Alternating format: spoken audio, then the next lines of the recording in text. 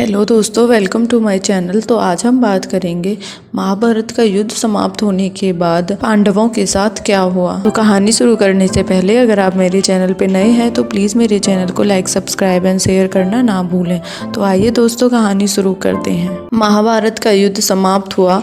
कौरव तो सभी युद्ध में मारे जा चुके थे। पांडव भी कुछ समय राज्य करने के बाद हिमालय चले गए थे और वहां पर जाकर एक नदी में एक एक करके सभी भाई गिर गए। लेकिन युधिष्ठिर अपने एकमात्र साथी कुत्ते के साथ बचे रहे और वो स्वर्ग गए। कहते हैं युधिष्ठिर जीवित ही स्वर्ग गए थे। वहां उन्होंने स्वर्ग और नरक दोनों को देखा। स्वर्ग प्रवेश करते ही दुर्योधन दिखाई दिए। अपने भाइयों के साथ भी उनका सामना हुआ। रास्ते में उन्हें अन्य भाई भी दिखाई पड़े। स्वर्ग में भीम के मन में एक जिज्ञासा उठी और उसने एक प्रश्न पूछा, भैया दुष्ट दुर्योधन तो आजीवन अनीति का ही पक्ष लेता रहा। उसने अपने पूरे जीवन में कोई भी धर्म कार्य नहीं किया जिसके पुण्य से उसे स्वर्ग मिल रहा है। क्या ईश्वर के न्याय में भी अंधेर गर्दी है? नहीं भीम, ईश्वरीय विधान के अनुसार प्रत्येक पुण्य का परिणाम चाहे वह किंचित ही क्यों न हो स्वर्ग मिलता है।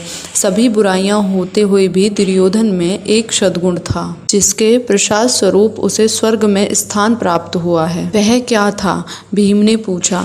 वह अपने संस्कारों के कारण जीवन को सही दिशा भले ही न दे सका हो, परंतु उसका मार्ग अवश्य सही था। वह अपने लक्ष्य को प्राप्त करने के लिए तन्मयता पूर्ण जुटा रहा और धैर्य के प्रति एकनिष्ठ रहा। यह उसका सबसे बड़ा सद्गुण था। इसी सद्गुण के पुण्य के परिणाम स्वरूप उसे कुछ समय के लिए स्वर्ग में स्थान मिलना उचित था।